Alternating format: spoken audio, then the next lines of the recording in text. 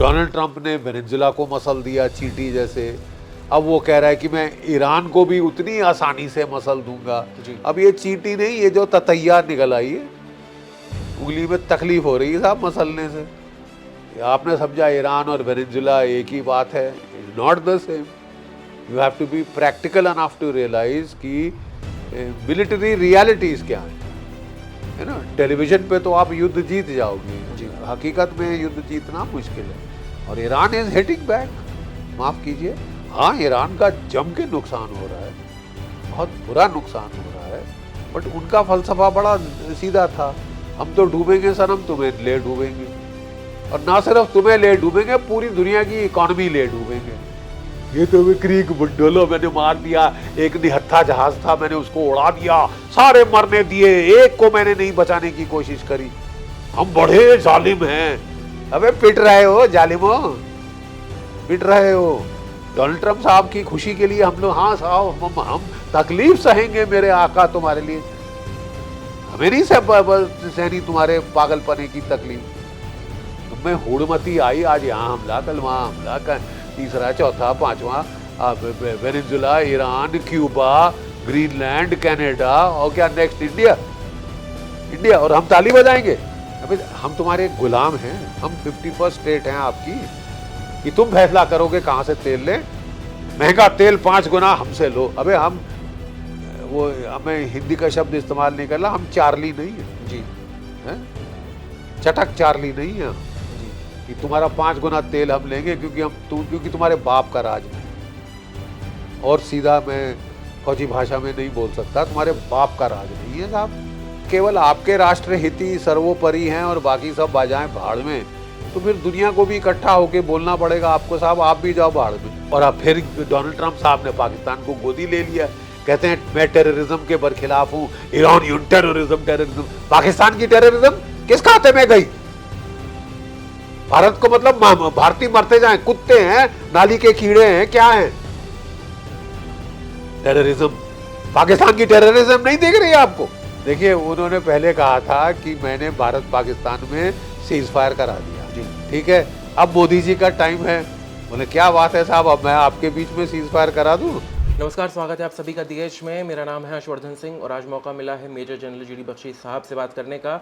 अभी Iran, America, Israel, ये जो पूरा युद्ध चल रहा है, कॉन्फ्लिक्ट है, क्या स्थिति है, क्या इसके आने वाले समय में परिणाम हो सकते हैं, सब पर विस्तार से थोड़ी सी चर्चा करेंगे और थोड़ा सा अपनी समझ को और विस्तार देंगे। सर, बहुत बहुत धन्यवाद आपका समय देने के लिए। सबसे पहला सर सवाल यही है कि इस पूरे कॉन्फ्लिक्ट के पीछे का कारण क्या है? क्या वो केवल और केवल न्यूक्लियर वेपन से या फिर कुछ और भी है?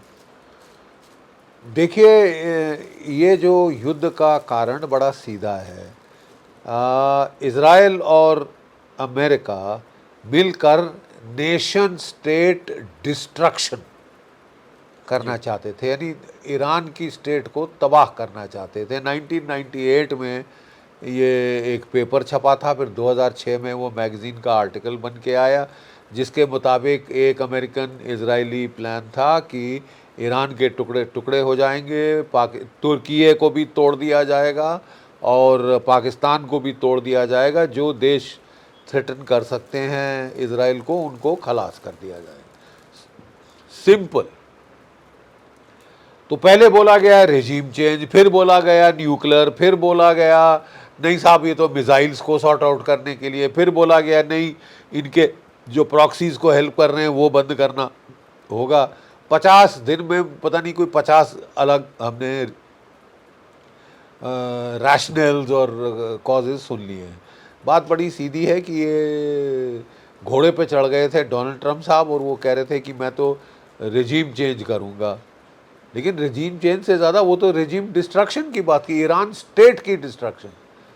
और थोड़ा सा माफ़ कीजिए, इजराइल ईरान की अलग बात है, दोनों थर्ड वर्ल्ड कंट्रीज़ ही हैं तकरीबन, लेकिन और ईरान ने भी बेवजह थ्रेटन किया था इजराइल को। क्या ज़रूरत थी कहने की हम तुम्हारा वजूद मिटा देंगे, तुमको मिट्टी में मिला देंगे, वो सौदा महंगा पड़ गया ना। लेकिन अब जब अमेरिका सम्राट कूदे हैं तो साहब एक दुनिया भर में हलचल सी मच गई है साहब कि डोनाल्ड ट्रंप ने वेनेजुला को मसल दिया चींटी जैसे। अब वो कह रहा है कि मैं ईरान को भी उतनी आसानी से मसल दूंगा। जी। अब ये चींटी नहीं, ये जो ततैया निकल आई है, उंगली में तकलीफ हो रही है साहब मसलने से। और ये एक एक रवैया कि थर्ड वर्ल्ड कंट्रीज को मैं लात मार के रखूंगा, कॉलोनियलिज्म का ज़माना फेज 2 आ गया है। माइट पहले इज राइट वाली पहले जो बात तो होती थी। पहले तो अंग्रेजों ने राज किया, अब अमेरिकन राज करेंगे पूरी दुनिया पे साहब। जी। जिस देश का मर्जी वो तख्ता पलट करना चाहते हैं तख्ता पलट कर देंगे। वेनेजुला का प्रेसिडेंट कौन बनेगा वो कह रहे हैं मैं डिसाइड करूंगा। ईरान का प्रेसिडेंट आयतुल्ला कौन बनेगा मैं डिसाइड करूंगा। तो फिर ये लॉजिक कहाँ तक जाता है? कल बोलेंगे साहब भारत में जो प्रधानमंत्री होगा वो मैं डिसाइड करूंगा, इलेक्शन भाड़ में जाए। ये तो तमाशा है साहब। आई मीन देखिए, what is at stake is the future of the world. Right. What is at stake is the future of the world. What is at stake is whether this will be a unipolar world order again, right. with Donald Trump as the new supremo, new Hitlerite leader जो जिस country को चाहे swallow up कर ले, ठीक है? और will it be a multipolar world order with some rules based order? ये तो सोचना पड़ेगा ना साहब। You can't go overboard. ठीक है, हर देश अपने राष्ट्र हितों को देखता है, लेकिन अगर केवल आपके राष्ट्र हित ही सर्वोपरि हैं और बाकी सब बाजाएं भाड़ में, तो फिर दुनिया को भी इकट्ठा होकर बोलना पड़ेगा आपको साहब आप भी जाओ भाड़ में। तो क्या दुनिया इकट्ठा हो रही है इस पूरा अभी फिलहाल जो वॉर चल रहा है इसमें? दुनिया में आक्रोश तो बहुत है, जग जाहिर नहीं है। ठीक है, सरकारें शायद खुल के ना बोल रही हों, अभी थोड़ी देर में बोलनी शुरू हो जाएंगी, क्योंकि देखिए सबके पेट पे लात लग रही है जी। अगर आप स्ट्रेट ऑफ हॉर्मूज बंद हो गई है, जी। कुछ भी कह लो, strait of Hormuz is closed. ठीक है साहब, price of oil $110 a barrel चढ़ गया था। जी। ठीक है, वो $130-150 प्रति बैरल जा सकता है। अगर ये जो तेल $100 प्रति बैरल जिस दिन क्रॉस कर गया, अमेरिका में जो कि रेट ऑफ इन्फ्लेशन 2.6% से बढ़ के 4.5% हो जाएगा। जी। जहां $130 पार किया 6% हो जाएगा रेट ऑफ इन्फ्लेशन। ठीक है, कॉस्ट ऑफ पेट्रोल पर डॉलर नाउ 2 से $3 के बीच था, अब 4 पे आ गया है, और ये $7 से $8 प्रति बैरल, नॉट प्रति बैरल सॉरी, प्रति गैलन जी जा सकता है। तो वो अमेरिकन लोगों के पेट पे लात नहीं पड़ेगी, वो तो एप्स्टीन क्लास पे लात नहीं पड़ेगी, बट जो आम अमेरिकन है जी, आम जनता वर्किंग क्लास है, उनके तो पेट पे लात पड़ेगी। अच्छा, आपने बोला था I will fight no forever wars, no protracted war, मैं बहुत चतुर हूँ, 2 दिन की लड़ाई लड़ूंगा, 2 दिन में पानी पिला दूंगा सारे दुश्मनों को, और वाह वाही टीवी पे बटोरूंगा, टीआरपी बढ़ाऊंगा। जी। तो लेने के देने पड़ गए ना साहब। अब तो कोई 2 दिन की हो गई बात पूरी आपकी। आपने समझा ईरान और वेनेजुला एक ही बात है, not the same. You have to be practical enough to realise कि मिलिट्री रियलिटीज़ क्या है ना। टेलीविज़न पे तो आप युद्ध जीत जाओगे, हकीकत में युद्ध जीतना मुश्किल है। और ईरान इज़ हिटिंग बैक, माफ़ कीजिए, हाँ ईरान का जम के नुकसान हो रहा है, बहुत बुरा नुकसान हो रहा है, बट उनका फ़लसफ़ा बड़ा सीधा था, हम तो डूबेंगे सनम, तुम्हें ले डूबेंगे, और ना सिर्फ तुम्हें ले डूबेंगे, पूरी दुनिया की इकॉनमी ले डूबेंगे। अब साहब मैं भारतीय हूँ जी, I am not the 51st state of the United States. Donald Trump साहब का मैं फैन क्लब का मेंबर नहीं हूँ जी, नहीं हूँ साहब, सॉरी। ठीक है, मेरा एज अ भारतीय नागरिक, as a Indian soldier veteran, मेरी निष्ठा, मेरी भक्ति मेरे देश के प्रति है। मेरे देश को क्या फ़ायदा क्या नुकसान, ये हमारी प्राथमिकता है। हमारे तो पेट पे लात पड़ रही ना साहब, 60 रुपये प्रति सिलेंडर वो जो है तेल की कीमत बढ़ रही है, तो किस लिए? क्या वो डोनाल्ड ट्रंप साहब की खुशी के लिए हम लोग, हाँ साहब हम तकलीफ सहेंगे मेरे आका तुम्हारे लिए, हमें नहीं सहनी तुम्हारे पागलपने की तकलीफ। तुम में हुड़मती आई, आज यहाँ हमला, कल वहाँ हमला, तीसरा चौथा पांचवा, Venezuela, Iran, Cuba, Greenland, Canada, और क्या नेक्स्ट इंडिया, और हम ताली बजाएंगे? क्या समझते हो हम वो हैं? लड़ी अटर नॉनसेंस बहुत हद से बढ़ गया है। जो युद्ध हो रहा है इस वक्त दुनिया में, वो एक डिफाइनिंग युद्ध होगा कि क्या दुनिया यूनिपोलैरिटी की तरफ जाएगी या मल्टीपोलैरिटी। मैं समझता हूँ it is too late for Donald Trump to impose unipolarity. Multipolarity का ज़माना है। रूस, चीन, भारत, ब्राज़ील, ये बड़ी ताकतें उभर रही हैं। ठीक है साहब जी। और आप समझते हो कि मैं सबके लात मारूंगा, सब मेरे तलवे चाट देंगे, आई एम वाइट सुप्रीमेसिस्ट, मैं कॉलोनाइज़र हूँ, मैं अफ्रीकन स्लेव ट्रेड फिर स्टार्ट करूंगा। Give us a break, give us a break, pipe down. ठीक है साहब, पाइप डाउन, बिकॉज आप कोई दुनिया के शहंशाह नहीं चुने गए। आप अमेरिका के प्रेसिडेंट हो, आप अमेरिका के प्रेसिडेंट रहो। आप वेनेजुला के भी प्रेसिडेंट बनना चाहते हो, ईरान के भी प्रेसिडेंट बनना चाहते हो, कहाँ कहाँ प्रेसिडेंट बनना चाहते हो। मोहम्मद यूनिस को उठा के पटका अमेरिका से कि वो प्राइम मिनिस्टर बनेगा बांग्लादेश का। इलेक्शन की क्या ज़रूरत है? भाड़ में जाए इलेक्शन, भाड़ में जाए अश्वेत लोगों का ओपिनियन। राइट। तो फिर आपको अपने देश में ओपिनियन पे सेंसिटिव होना पड़ेगा। मगर सर 80% अमेरिकन ने बोल दिया हमको ईरान से युद्ध नहीं चाहिए, हमको बॉडी बैग्स नहीं चाहिए। एक सकर पंच ईरान का लग गया, आपका एक एयरक्राफ्ट कैरियर या आर्ले बरके डिस्ट्रॉयर डूब गया, तो डोनाल्ड ट्रंप साहब की पॉलिटिकली खाट खड़ी हो जाएगी साहब। सर थर्ड जो इनका एयर डिफेंस सिस्टम है उस पर भी बहुत बड़ा प्रहार हुआ है। ईरान ने बड़े सटीक हमले किए हैं सर। बहुत अच्छे सोचे समझे तरीके से फाइट किया ना भाई। उसने पहले हिट किए जो आपकी आंखें थी। वहाँ पे एक फेज्ड एरे रडार था जी। ANTPS I think 132। ठीक है, जो कि केवल 4 ऐसे बड़े रडार हैं पूरी दुनिया में जी। जो कि 5000 किलोमीटर से दूर जो मिसाइल आ रहा होता है उसको पकड़ लेता है जी। और 10 से 15 मिनट वो अर्ली वार्निंग दे देता है।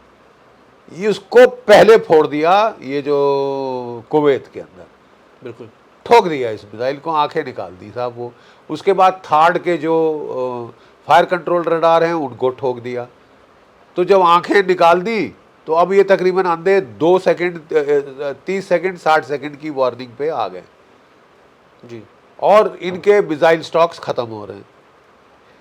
जो निर्णायक इक्वेशन होगी वो मिसाइल मैथमेटिकल इक्वेशन होगी। कितने इंटरसेप्टर मिसाइल ईरान के पास, इजराइल के पास, सॉरी इजराइल और अमेरिका के पास, कितने ऑफेंसिव मिसाइल ईरान के पास।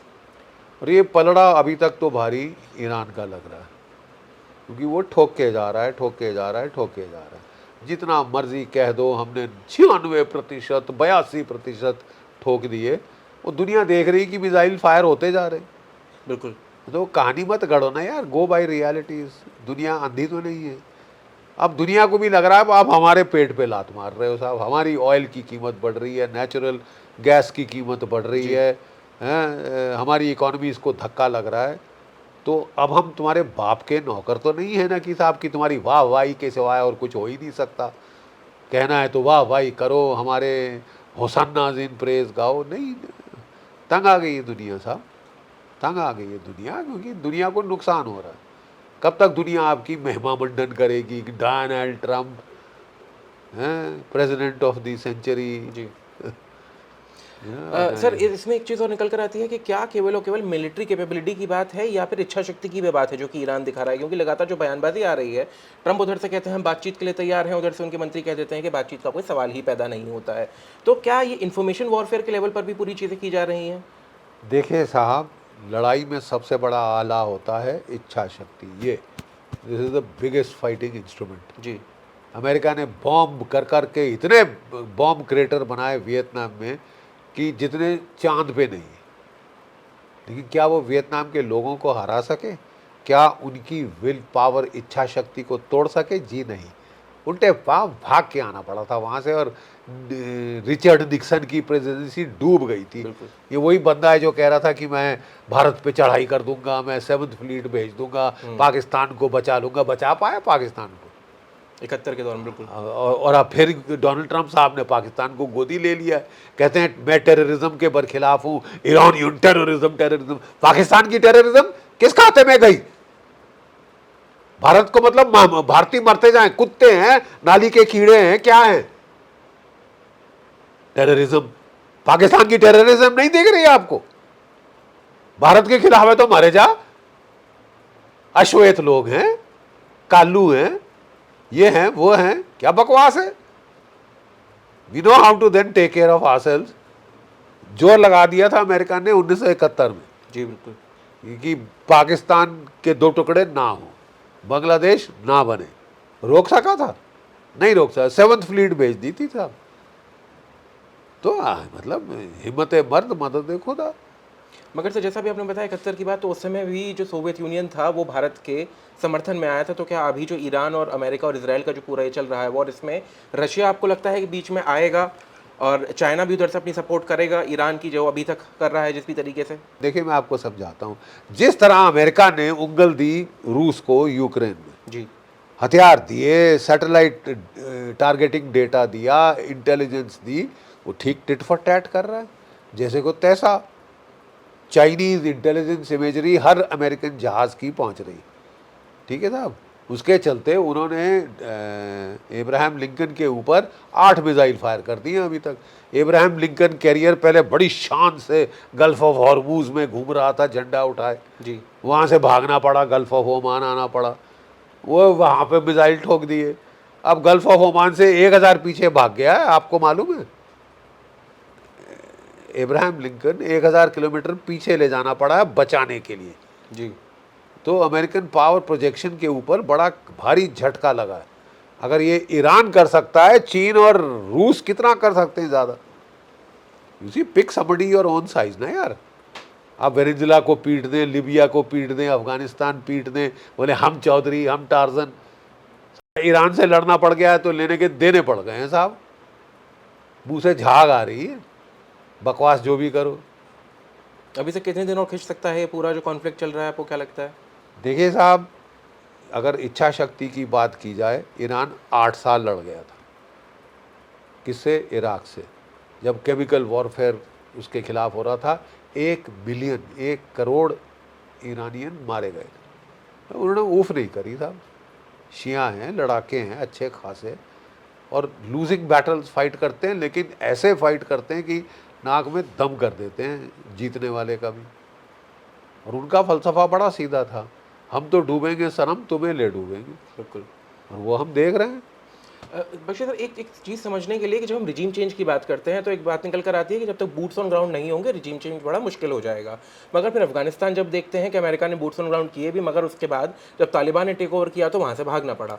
क्या आपको लगता है कि America boots on ground Iran के इसमें करेगा, केस में भी कोई चांसेस लगते हैं रिजीम चेंज के लिए? अभी तक पूर्ण रूप से डोनाल्ड ट्रंप साहब पागल नहीं हुए। अच्छी गुंजाइश है अभी, आपको लगता है? नहीं, पूर्ण रूप से पागल नहीं हुए हैं। वो बूट्स ऑन द ग्राउंड नहीं डालेंगे साहब। उन्होंने एक भी बूट ऑन द ग्राउंड डाला था यूक्रेन में? नहीं डालेंगे, क्योंकि वो उनकी तो फिर बंटाधार हो जाएगा उनका पॉलिटिकल कैरियर। जब अमेरिका में बॉडी बैग्स जाएंगे, जब लड़ने का इनका टाइम आया था वियतनाम में तो ड्राफ्ट डॉज कर दी थी, ये अमेरिका वाले बोल रहे हैं। उस वक्त तो तुम्हारा जौहर नहीं देखा, अब तुम 85 साल के हो गए, तुम औरों को मरा रहे हो कि कोई थोड़ा सा और मरने के लिए तैयार रहो अमेरिकियों। हैं? बॉडी बैग्स अब आपको कोई परवाह नहीं है, क्योंकि वो तो गरीब घरों के लोग मरेंगे। एप्स्टीन क्लास थोड़ी ना मरेगी, एप्स्टीन क्लास नहीं मरने वाली, वो तो बेचारे ऑर्डिनरी अमेरिकन मारे जाएंगे। और वो they are in no mood. Elect उन्होंने ही करना आपको। अब चाहे जितना इस लॉबी को खुश करें, उस लॉबी को खुश करें, इलेक्ट आखिरकार अमेरिका के लोगों ने करना है। और कुछ हद के बाहर आपने उनको तंग किया तो फिर आपका बंटाधार निश्चित है। और सर, जो मागा का चूरन अभी तक बट रहा था, मेक अमेरिका ग्रेट अगेन, क्या आपको लग रहा है कि दोबारा भी वो दिया जाएगा अमेरिकन? अरे मागा के चूरन की पहली आपने जो लोगों को बोला था कि मैं कोई लंबी वॉर नहीं करूंगा, कोई प्रोटेक्टेड वॉर नहीं करूंगा, मैं शांति का प्रेसिडेंट हूँ, मैं तो नोबेल प्राइज लूंगा। जी नोबेल प्राइज इसलिए, फिर अब वो माचूदो कौन थी वो, उसका वो छीनना पड़ा। जी जी जी, नोबेल प्राइज उनको दिया गया वापस। खुद वो जैसे कि छोटा बच्चा कैंडी छीनता है, जी। इन्होंने कैंडी छीन ली, मेरे पास नोबेल प्राइज है। जी। अब साहब मुझे समझ नहीं आता कि हंसे या रोएं, हंसे या रोएं। आप राष्ट्रपति हैं, दुनिया के सबसे ताकतवर देश को थोड़ी सी गरिमा दिखाएं, नहीं तो आपकी जो रेपुटेशनल कॉस्ट्स आपको ईरान वॉर में जो पे करने पड़ेंगे वही काफ़ी हैं आपकी जो हवा खिसकाने के लिए। नहीं सर 7वें आसमान पे चढ़ गया। एरोगेंस, प्राइड, बाइबल खोल के पढ़ लो, प्राइड गोएथ बिफोर अ फॉल। अहंकार मत करो जी। अहंकार से पागल हो रहे हो, मदमस्त हाथी जैसे, इधर तोड़ उधर तोड़ इधर क्योंकि अभी तोड़। तक जिनसे पाला पड़ा वो थर्ड वर्ल्ड कंट्रीज जैसे कि वेनेजुएला रहा। और भाई चुन के अपने दुश्मन चुनते हैं, पैंजी स्टेट्स। कमजोर से कमजोर को चुन के पिटाई करो, ये कोई सूरमा की निशानी नहीं है। Fight somebody your own size. Sir इसमें पूरी इक्वेशन में भारत कहाँ खड़ा है? क्योंकि अभी जो ईरानियन एक डिस्ट्रॉयर को उन्होंने यहाँ इंटरनेशनल वाटर्स में जो कि इंडिया से जा रहा था, जिस पर अटैक किया, उसके बाद इंडिया का जो बयान आया, कुछ लोगों ने कहा कि इंडिया को उसको कंडेम करना चाहिए था, एक स्ट्रॉन्ग स्टैंड लेना चाहिए था उसके किया है जी। तो किया उसके मैं उसके सारे फौजियों ने कंडेम किया है जी। वो हमारा मेहमान बन के आया था वो जहाज, और अमेरिका ने बिल्कुल हमारे पानी के बाहर डोर स्टेप पे उसको ठोका। इतना ही था तो वो दूर जाके करते, हमको पहले बता देते, हम उसको शेल्टर देते। वो निहत्था जहाज था यार, उसमें कोई हथियार नहीं थे, वो तो एक्सरसाइज करने आया था हमारे साथ। निहत्थे जहाज को मार के पीठ हेक्सेद की, टार्जन टार्जन क्रीक बुंडोलो, क्या बकवास है ये। अबे तू अच्छे लड़ाका होता तो इस तरह के बकवास नहीं करता। जो भी हमने देखे हैं प्रोफेशनल फौजी सैनिक, वो पूजा पाठ करके लड़ाई में जाते हैं, बहुत ह्यूमिलिटी से जाते हैं। ये तो वे क्रीक बुंडोलो मैंने मार दिया, एक निहत्था जहाज था मैंने उसको उड़ा दिया, सारे मरने दिए, एक को मैंने नहीं बचाने की कोशिश करी, हम बड़े जालिम हैं। अबे पिट रहे हो जालिमो, पिट रहे हो, ज़रा जालिया मालिम बनने की कोशिश ना करो। हमें ये क्या, दुनिया तुम पे थूकेगी थोड़ी देर, इस तरह चलते रहो। अरे जो प्रीवियस अमेरिकन प्रेसिडेंट्स थे जी, जो प्रीवियस अमेरिकन प्रेसिडेंट थे साहब, वो कम से कम हमले तो ऐसे ही, हरकतें तो ऐसे ही करते थे ओची जी, लेकिन कम से कम उनको लीपा पोती तो बड़ी सुंदर करते थे ना, डेमोक्रेसी, ह्यूमन राइट्स, हैं, फ्रीडम, फ्रीडम ऑफ स्पीच, वो कम से कम लीपा पोती तो ठीक कर देते कवरिंग थे। अच्छी करते थे उसकी। हाँ, और ये तो साहब शरेआम, मैं तेरी लात मारूंगा, जो चीज पसंद आए ले लूंगा, लुटेरा हूँ, रावण हूँ। रावण का भी तो यही था ना, भी सीता सुंदर लग गई, जी, देने के देना पड़ गए, सर उड़ गए। नहीं और क्या है साहब, राक्षस पाना यही तो है। वेनेजुएला का तेल मेरे बाप का, ईरान का तेल मेरे पापा का, आज इनसे कर रहे हो, कल आप भारत पे चढ़ जाओगे, क्या पता, या कोशिश करोगे। लेने के देने तो इससे ज्यादा पड़ेंगे, क्योंकि भारत न्यूक्लियर पावर है, तो possibility न्यूयॉर्क उड़ सकता है तुम्हारा। अरे साहब ये पागलपने अगर पूरे पागल हो जाएं तो करेंगे, नहीं तो ये रेजीम चेंज की कोशिश करेंगे, कर नहीं रहे। इनके चाहने वाले भी बहुत हैं ना इस देश में। 250 साल अंग्रेज राज कर गए थे, ये चाटुकार की वजह से, तलवे चाटने वाले। वो जो जनरल डायर था जिसने जलियांवाला बाग किया, यहाँ कुछ खानदान हैं जिन्होंने जाके सरोपा चढ़ाया था उसको। की कमी तो नहीं है, जयचंदों की और मीर जाफरों की कमी तो नहीं है इस देश में। वो लोग वो करेंगे मदद, लेकिन वो जमाना जब भारत विचलित हो जाता वो गया। भारत अब एक सुपर पावर के रूप में इमर्ज कर रहा है, और हम में वो गरिमा होनी चाहिए। तो जो सुपर पावर की हम बात कर रहे हैं, तो इंडिया का स्टांस इस पूरे कॉन्फ्लिक्ट में कहीं किसी एक साइड का नहीं रहा कि कोई एक साइड ली हो। इसके पीछे का थॉट प्रोसेस आपको क्या लगता है, और क्या ये आपके नज़रिए से सही है? नहीं, हमारा हमेशा स्टांस रहा है strategic autonomy, we should maintain ना, हमें कोई साइड लेने की जरूरत नहीं जी, ठीक है।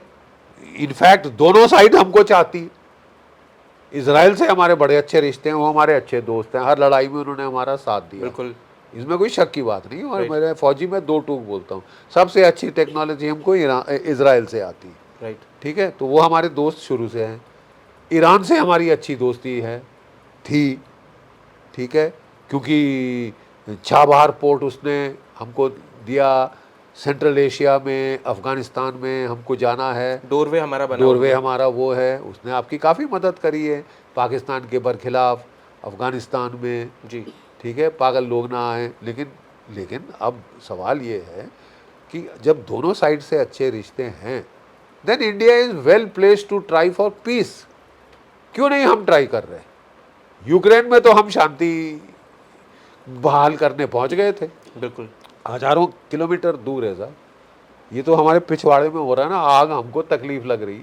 बिल्कुल तो I think India is well placed, और मुझे पूर्ण विश्वास है कि अब मोदी जी जब पहल करेंगे दुनिया सुनेगी, क्योंकि दुनिया भी परेशान हो गई है साहब, बस करो। और ये जो दो बड़े लड़ाके लोग हैं, अभी तो अमेरिका की तो झाग निकल आई, मुंह से झाग निकल रही, जी साफ विदित है, शांति मांग रहे हैं। अभी ईरानियन खुंदस में है कि साहब तुमने हमारे पोप को मार दिया। भाई देखो, आयतुल्ला को मारना, उसके पोप को मारने Right, का है, तो exactly. उनके तो बड़ी ठेस लगी है।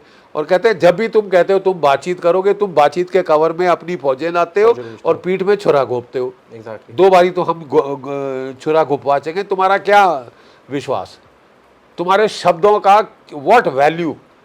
हम शांति वार्ता करेंगे और हमला करते हैं, राइट तो फिर ऐसे लोगों का विश्वास कहाँ है साहब? बातचीत कैसे होगी? लेकिन बातचीत करनी पड़ेगी। थोड़ी देर बाद ईरान को भी नुकसान ज़रूरत से ज़्यादा हो रहा है। सर, आपने अभी जो कहा कि अयतुल्ला खामनेई को जब एक स्ट्राइक में जब उनकी पूरी कैबिनेट को, उनके पूरे सहयोगियों को, सबको ख़त्म कर दिया गया, तो उसके बाद भारत में भी बड़े विरोध और बड़े प्रदर्शन देखने के लिए मिले। यहाँ पर लेके जम्मू कश्मीर से लेकर लखनऊ तक काफ़ी लोग सड़कों पर उतरे, मातम का माहौल था। आप उसे कैसे देखते हैं? क्या वो ईरान का सपोर्टिंग है या फिर केवल एक रिलीजियस एंगल है? ओ भाई, वो शिया हैं, वो हाय हसन हम न थे। आपने देखा ना किस तरह वो जी। शोक करते हैं हसन हुसैन के लिए, और ताजिए निकलते हैं, बिल्कुल जी। ताजे निकलते हैं, तो उनका रिलीजियस है। और उनको कहना कि उनकी रिलीजियस फीलिंग्स इन्फ्लेम नहीं हुई, गलत है। नेचुरली आप ऐसे शिकार कर रहे हो कि हमारे पास टेक्नोलॉजी है, ये है, तो जैसे जानवरों का शिकार किया जाता है हम शिकार करेंगे। उनने बता दिया हम भी जानवर नहीं, इंसान हैं। हैं आप वैसे बड़ी ह्यूमन राइट्स की बात करते हो, हम ईरान की जनता के साथ हैं। अरे 300 बेचारी बच्चियां मार दी हैं स्कूल वाली यार। यूक्रेन में तो हमारे कान पक गए, बूछा बूछा बूछा, 34 मार डाले सिविलियन। यहाँ 300 मारे, 300 क्या, अभी तो कोई 1000-1500 के ऊपर है नफरी। वो किसी खाते में नहीं आते, क्योंकि कोई भी अश्वेत लोग, नाली के कीड़े, गली के कुत्ते, वो संज्ञा आप देनी शुरू कर रहे हो, तो फिर तुमको भी, तुम्हारी भी लथ जाएगी साहब। जो ज़्यादा घुमार चढ़ा हुआ है, लथ गया है ऑलरेडी। खूना खच्चर हो रहा है तुम्हारी स्टॉक मार्केट्स में, राइट। खूना खच्चर अमेरिकन स्टॉक मार्केट्स में। और थोड़ी देर बाद अमेरिका की आम जनता भी बोल देगी, Epstein class give us a break, Epstein class give us a break. बिल्कुल जी। सर, एक और चीज़ समझनी थी, वो ये कि अगर ये वॉर आगे खिंचता है और आपको इसका कोई, अगर अभी यहाँ आप असेसमेंट करना हो कि किस तरफ जाएगा, क्या सही में कोई रेजिम चेंज होगा, कि रज़ा पहलवी शाह के जो बेटे हैं उन्हें लाया जाएगा, अपना कोई एक आप मेरे से लिख के ले लें, जी। रजा पहलवी का बेटा तो नहीं आते दिख रहा, ठीक है, रेजिम चेंज नहीं होगा। मैं आज एज अ मिलिट्री एनालिस्ट कह रहा हूं, अभी तक रेजिम चेंज नहीं हुआ। आपने खोमैनी को मारा, आपने पूरे ईरान के लोगों को इकट्ठा कर दिया है। अब आप कुर्दिस्तान में थोड़ी सी गदर कर लें, 3000 लोग जाके, जो 6 लाख की फौज है ईरान की, 2 लाख उनके IRGC रेवोल्यूशनरी गार्ड कोर हैं, और वो पसीजा वगैरह बहुत सारे हैं। आप कह रहे हैं कि 3000 कुर्दिस्तान वाले 750 किलोमीटर जाके तेहरान पे कब्जा करेंगे, हैं? और ये जो पाकिस्तान हरामखोर मुल्क, ये CIA के हथियार लेके सुन्नी बलूचियों को दे रहा है सिस्तान बलूचिस्तान में, वो कोई 1200 किलोमीटर दूर है जी। वहाँ के 2-3000 लड़ाके वो जगह वो करेंगे, तुम में बूट्स ऑन द ग्राउंड डालने की हिम्मत नहीं है। तुम ये टुच्चे लोग लगा के हाँ तंग कर सकते हो। आने वाले समय में इंडिया पर, खासकर केवल इंडिया की अगर हम बात करें, तो उस पर क्या असर पड़ेगा? ईरान में इस बार जो बजट आया, हमने चाबार के लिस्ट में बजट में कुछ नहीं रखा, क्योंकि भारत शायद समझ गया था कि ये स्थिति होने वाली है या फिर कुछ ऐसा बनने वाला है, तो आने वाले समय में भी अभी भी जो हमारे प्राइसेस हैं एलपीजी के वो बढ़ रहे हैं। कल ही सरकार ने सारी पेट्रोलियम रिफाइनरीज़ को ये बोला है कि हमें घरेलू गैस की तरफ ज़्यादा ध्यान देना है। तो थोड़ा सा भारत के लिहाज से मैं समझना चाहता हूँ सर। देखिए साहब, भारत का लिहाज is simple and straightforward. जी ठीक है ना। भारत का लिहाज ये है कि 50% तेल गल्फ से आता है, बिल्कुल। 60% नेचुरल गैस LNG एलएनजी यहाँ से आती है। 60 रुपये प्रति सिलेंडर आपको और मेरे को कीमत ज़्यादा देनी पड़ रही है। ये कीमत तो लगनी शुरू हो गई है जी। अब कोई भी कहे कि हम नहीं, हमको अमेरिका बहुत पसंद है। अबे तुम पसंद करो यार, तुम हमें बख्श दो, तुम पसंद करो, हमें बख्श दो। अमेरिका अमेरिका अमेरिका लगा रखा है। लेकिन मुझे पूर्ण विश्वास है कि हमारी सरकार वो करेगी जो भारत के हित में, और करना शुरू कर दिया है। हमारे सेक्रेटरी साहब, फॉरेन सेक्रेटरी ईरान के दूतावास में गए थे, शोक संदेश उन्होंने साइन किया है। और जो ईरान के फॉरेन मिनिस्टर डिप्टी आए थे, उनसे हमारे फॉरेन मिनिस्टर मिले थे। जी जी जी। ठीक है ना साहब। 3 जहाज़ों को हमने पनाह दी है Right. ईरान के। ठीक है, क्योंकि हमारे ईरान से भी अच्छे रिश्ते रहे हैं, हमारे इजराइल से भी अच्छे रिश्ते रहे हैं। इसीलिए मैं फिर कह रहा हूँ, you are best place to try for peace. पूरी दुनिया भारत को थैंक यू बोलेगी, महिमा मंडन होगा मोदी जी का, अगर वो शांति की वार्ता करा दे। सर मगर बीच में Cease fire करा दे। जाएंगे क्योंकि नोबेल प्राइज लेना है ना पीस वाला उनको भी फिर। देखिए, उन्होंने पहले कहा था कि मैंने भारत पाकिस्तान में सीज फायर करा दिया। जी। ठीक है, अब मोदी जी का टाइम है। बोले क्या बात है साहब, अब मैं आपके बीच में सीज फायर करा दूं? चाहिए? अपर हैंड बजी पड़ी है, जी। बच गई है। बड़े चले थे मुंह उठा के कि मैं 2 दिन में मसल दूंगा कीड़े की तरह ईरान को। ईरान ने ऐसा काटा है वापस कि ततैया जैसे लड़ गया आपको। मगर सर इस वॉर में एक और चीज़ समझ में आई समझने वालों के लिए, वो ये कि इसराइल का जो एयर डिफेंस सिस्टम है बहुत अच्छा माना जाता है, उसके बावजूद भी ईरान की मिसाइल्स वहाँ गिर जा रही रही है साहब, मगर थ्रू जा ऑपरेशन रही है। सिंदूर में एक भी खबर कहीं से नहीं आई जहाँ पर एक भी पाकिस्तानी ड्रोन या मिसाइल या कुछ भी भारत की ज़मीन पर गिरा हो। आप इस चीज़ को कैसे देखते हैं सर? देखिए साहब, जब भी लड़ाई होती है ना, जो हम फौजी हैं बड़े ध्यान से स्टडी करते हैं। जी। We don't fight the last war, हम फ्यूचर वॉर को देखते हैं। इजराइल का आयरन डोम में छेद हो गए हैं, हाइपरसोनिक मिसाइल नहीं रोक पा रहा, खुर्रम शहर 4 फतेह 2 नहीं रोक पा रहा। आपको कुछ ना कुछ डिवाइस करना होगा ताकि हमारा जो सुदर्शन चक्र है वो ठीक बने रहे। You can't fight in the past, you have to fight in the future. Lessons learn करो, ह्यूमिलिटी रखो। ओके। ठीक है, जो लास्ट वॉर में जीत गए मतलब ये नहीं कि अगली वॉर भी जीतोगे, तैयारी रखो। S-400 सर जो है वो क्या उस S-400 बहुत कारगर मिसाइल सिद्ध हुआ है, वो रूस का मिसाइल है। जी जी जी बिल्कुल। अब रूस को मत दरकनार करो, सवाल नहीं है कि आप ऐसा बेवकूफ़ी करो। ठीक है, ट्राइड टेस्टेड फ्रेंड है, उससे बना के रखो। अमेरिका का कोई भरोसा नहीं। सर अभी अमेरिका ने 30 दिन का दिया वेवर कि आप रशिया से तेल खरीद सकते हैं। अबे हम तुम्हारे गुलाम हैं, हम 51st स्टेट हैं आपकी, कि तुम फैसला करोगे कहाँ से तेल ले। महंगा तेल 5 गुना हमसे लो। अबे हम वो, हमें हिंदी का शब्द इस्तेमाल नहीं करना, हम चार्ली नहीं है जी। हैं, चटक चार्ली नहीं है हम जी। कि तुम्हारा 5 गुना तेल हम लेंगे क्योंकि तुम्हारे बाप का राज नहीं। और सीधा मैं फौजी भाषा में नहीं बोल सकता, तुम्हारे बाप का राज नहीं है साहब। और अगर मत समझ लेना कि सारी दुनिया तुम्हारी गुलाम है, ये गुलामी का युग नहीं है। You will have to understand that. और इज्जत नहीं करोगे और देशों की तो आपकी भी इज्जत जाएगी, तेल में जाएगी। बस सबसे आखिर में संक्षेप में मुझे ये समझा दें कि आने वाले समय में आपको जो वर्ल्ड ऑर्डर है वो किस तरफ बढ़ता हुआ दिख रहा है? Multipolarity with a capital M, कोई शक।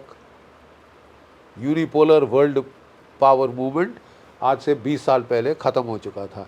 डोनाल्ड ट्रंप साहब इज़ आउट ऑफ डेट। तो जो खुद को लीडर ऑफ फ्री वर्ल्ड बताते हैं वो,